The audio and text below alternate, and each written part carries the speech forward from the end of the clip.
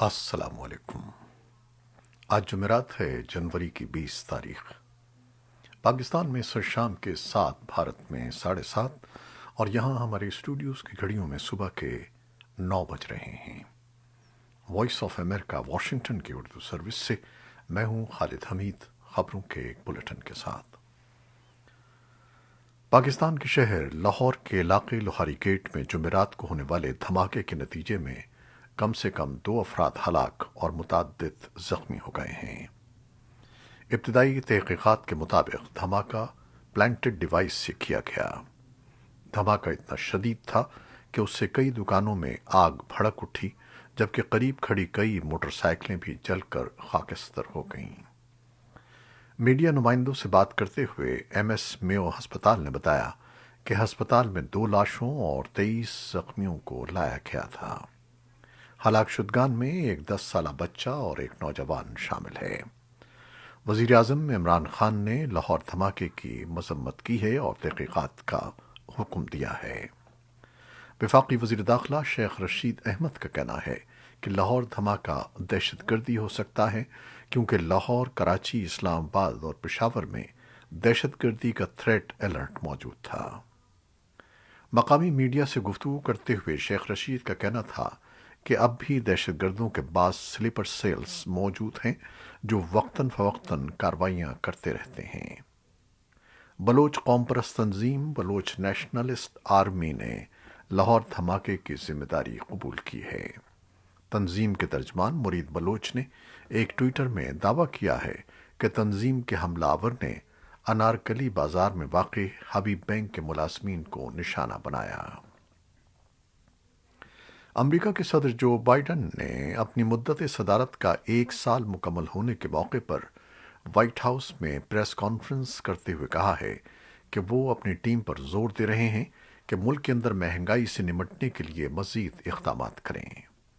सदर ने साल सन 2022 की अपनी पहली कॉन्फ्रेंस में, जहां मुल्क के अंदरूनी मामलात पर 1 साल की अपनी कारकर्दगी का अहाता किया, वहीं यूक्रेन की सरहद पर रूसी फौजों की तैनाती और यूक्रेन पर मुमकिना हमले के खतरे पर इजहार ख्याल किया। उन्होंने रूस को एक बार फिर मुतनब्बिह किया कि किसी भी जारहियत की सूरत में उसे संगीन नताइज भुगतना होंगे।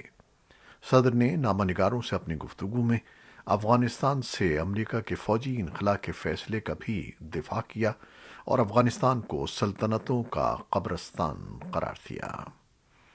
सदर बाइडन ने अपने इब्तिदाई कलिमात में सहाफ़ियों को बताया कि उनके सदारती ओहदा संभालने के 1 साल के अंदर मईशत तेज़ रफ्तारी से पनप रही है। रिकॉर्ड तादाद में मुलाजमतों के मौक़े पैदा हुए हैं, बेरोज़गारी की शरह अपनी कमतरीन सतह पर है और कोविड-19 के खिलाफ मुदाफ़अत के लिए वैक्सीन की एक भी खुराक न लेने वालों की तादाद पहले से कहीं कम हुई है। सदर ने अमरीकी शहरियों पर जोर दिया कि वो वैक्सीन की खुराकें मुकम्मल करने के साथ साथ बूस्टर शॉट्स भी लगवाएं, जो उन्हें वबा के खिलाफ ज़्यादा महफूज बनाते हैं। अमरीकी वज़ीर ख़ारजा एंटनी ब्लिंकन आज जुमेरात को रूस यूक्रेन की सरहद पर सूरत हाल के बारे में अहम इत्तेहादियों के साथ मुशावरत के लिए बर्लिन में हैं और रूसी वज़ीर ख़ारजा सरगेई लेवरोव के साथ बातचीत की तैयारी कर रहे हैं।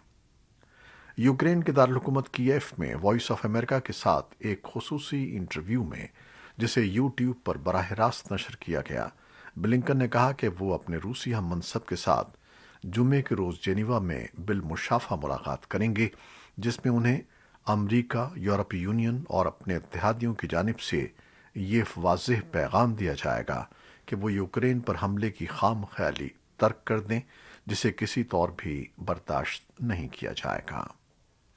मिन्स्क समझौते से मुतालिक एक सवाल के जवाब में ब्लिंकन ने कहा कि यूक्रेन ने उस पर मुकम्मल अमल दरामद किया है, जबकि रूस ने समझौते पर कोई पेशरफ्त नहीं दिखाई।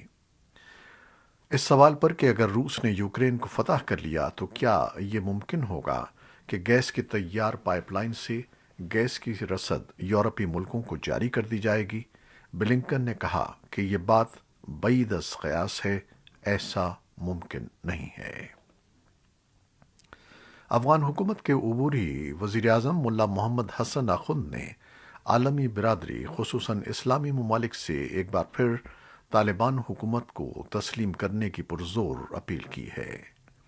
کابل میں پہلی اقتصادی کانفرنس سے خطاب کرتے ہوئے ملا حسن آخند کا کہنا تھا کہ عالمی برادری کی جانب سے طالبان حکومت پر عائد پابندیوں کے باعث ان کے ملک کو شدید مالی اور معاشی بحران کا سامنا ہے۔ ان کا مزید کہنا تھا کہ ان کی حکومت نے تمام شرائط پوری کر لی ہیں اور اب طالبان کی حکومت کو باضابطہ طور پر تسلیم کر لیا جانا چاہیے۔ امریکی سینیٹر برنی سینڈرز نے ٹویٹر پر لکھا ہے کہ افغانستان کو ایک انسانی تباہی کا سامنا ہے۔ ان کا کہنا تھا کہ میں بائیڈن انتظامیہ پر زور دیتا ہوں کہ وہ فوری طور پر افغان حکومت کے اربوں روپے کے منجمد فنڈز جاری کرے تاکہ اس بحران کو روکنے اور لاکھوں لوگوں کی موت کو روکنے میں مدد ملے۔ صحت کے بین الاقوامی کارکنوں کا کہنا ہے کہ افغانستان میں جنگ کے خاتمے سے ملک میں معذوری کی بیماری پولیو سے نجات دلانے کی کوششوں میں نئی امید پیدا ہوئی ہے۔ امدادی ایجنسیوں کا کہنا ہے کہ وہ ملک کے تقریباً تمام حصوں تک رسائی حاصل کر سکتے ہیں جس سے انہیں پولیو وائرس کے خاتمے کا موقع مل رہا ہے۔ افغانستان میں یونیسیف کے ایک ترجمان کمال شاہ سید نے وائس آف امریکہ کو بتایا کہ اگر ہم 95% کی اعلیٰ کوریج کے ساتھ منصوبہ بند پولیو مہموں کو نافذ کرنے میں کامیاب ہو جاتے ہیں تو ہم سن 2022 کے آخر تک پولیو وائرس کے پھیلاؤ کی روک تھام کر سکتے ہیں۔ اقوام متحدہ کے بچوں کے ادارے یونیسیف اور عالمی ادارے صحت WHO کے تعاون سے 17 جنوری کو افغانستان میں تقریباً 10 ملین بچوں کے لیے پولیو کے حفاظتی ٹیکوں کی 3 روزہ ملک گیر مہم شروع کی گئی ہے۔ تاہم سن 2022 میں افغانستان کو پولیو سے پاک کرنے کے لیے اب بھی کئی چیلنجز درپیش ہیں۔ چینی افواج نے بحیرہ جنوبی چین میں پاراسل جزائر کے قریب پانیوں میں داخل ہونے والے ایک امریکی بحری جنگی جہاز کا پیچھا کیا اور اسے وارننگ دی۔ پیپلز لبریشن آرمی کی سدرن تھیٹر کمانڈ نے کہا کہ USS بینفیلڈ نے ملک کی خود مختاری کی خلاف ورزی کرتے ہوئے غیر قانونی طور پر چینی سمندری حدود میں بغیر اجازت کے سفر کیا اور چینی بحری اور فضائی افواج نے جہاز کا سراغ لگایا۔ مزید کہا گیا ہے کہ ہم امریکی فریق سے مطالبہ کرتے ہیں کہ وہ اس طرح کے اشتعال انگیز اقدامات کو فوری طور پر روکے، بدصورت دیگر اسے غیر متوقع واقعات کے سنگین نتائج بھگتنا ہوں گے۔ امریکی بحریہ نے اس خیال کو مسترد کیا کہ بین فولڈ کو متنبہ کیا گیا تھا، لیکن اس بات کی تصدیق کی کہ جہاز علاقے میں کام کر رہا تھا اور یہ مشن امریکی بحریہ کے نیویگیشن کی آزادی کے دفاع کے عزم کی عکاسی کرتا ہے۔ 7ویں بحری بیڑے کے ترجمان مارک لینگفرڈ نے ایک بیان میں کہا کہ اس مشن کے بارے میں PRC کا بیان غلط ہے۔ 7ویں بیڑے کے ترجمان مارک لینگفرڈ نے کہا کہ کارروائی کے اختتام پر USS بینفورڈ نے بحیرہ جنوبی چین میں آپریشن جاری رکھا۔ کورونا وائرس سے متعلق خبریں۔ پاکستان میں کورونا وائرس کے مثبت کیسز میں تیزی دیکھی جا رہی ہے۔ جمعرات کو 9 ماہ بعد پہلی مرتبہ 6000 سے زیادہ کیسز رپورٹ ہوئے ہیں۔ سرکاری اعداد و شمار کے مطابق گزشتہ 24 گھنٹوں کے دوران ملک بھر میں کورونا کے 58,943 ٹیسٹ کیے گئے، جن میں سے 6,808 افراد میں وائرس کی تشخیص ہوئی ہے۔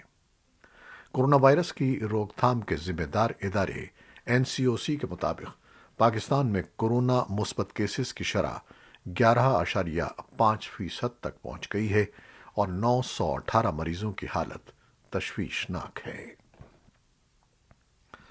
برطانیہ کے وزیر اعظم بورس جانسن نے بدھ کو اعلان کیا کہ برطانیہ کورونا وائرس کی پابندیوں کو ختم کر رہا ہے، جن میں ماسک مینڈیٹ، گھر سے کام کرنا اور ویکسین پاسپورٹ شامل ہیں۔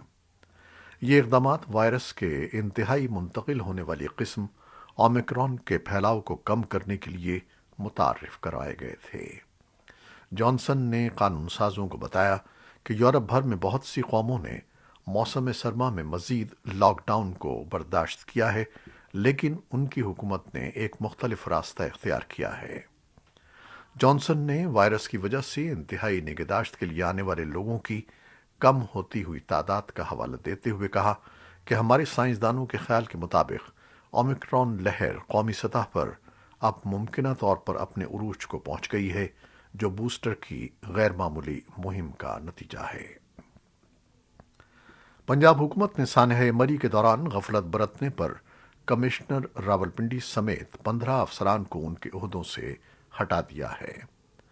وزیر اعلیٰ پنجاب کے اس اقدام پر جہاں عوامی حلقوں کی جانب سے خیر مقدم کیا جا رہا ہے، وہیں بعض حلقوں کا کہنا ہے کہ ان افسران کے خلاف قانون کے مطابق انضباطی کارروائی بھی ہونی چاہیے۔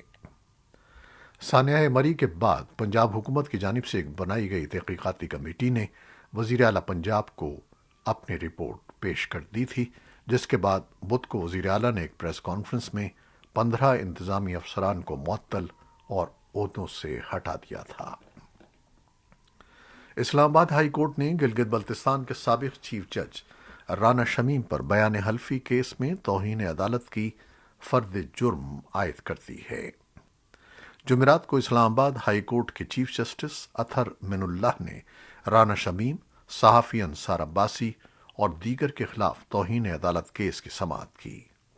جسٹس اطہر من اللہ نے رانا شمیم کے خلاف فرد جرم خود پڑھ کر سنائی۔ چیف جسٹس نے رانا شمیم سے استفسار کیا کہ آپ پر جو الزامات لگائے گئے ہیں کیا آپ انہیں تسلیم کرتے ہیں؟ اس پر رانا شمیم نے صحت جرم سے انکار کیا۔ عدالت نے رانا شمیم کے معاملے کی انکوائری کرانے کی درخواست اور پروسیکیوٹر تبدیل کرنے کی استدعا بھی مسترد کر دی۔ عدالت نے رانا شمیم کو 15 فروری کو اپنا دفاع پیش کرنے کا حکم دیا ہے اور کیس کی سماعت 15 فروری تک ملتوی کر دی ہے۔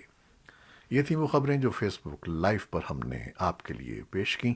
ہماری ویب سائٹ، یوٹیوب اور پوڈ کاسٹ پر یہ بلیٹن پوسٹ کر دیا جاتا ہے۔ آپ ہمارے اس بلیٹن کو شیئر کرتے ہیں اور اپنے کمنٹس میں اپنی محبت کا اظہار کرتے ہیں، جس کے لیے ہم آپ کا شکریہ ادا کرتے ہیں۔ اپنی اس محبت کو جاری رکھیے گا۔ خالد حمید اب اجازت چاہتا ہے۔ اللہ حافظ۔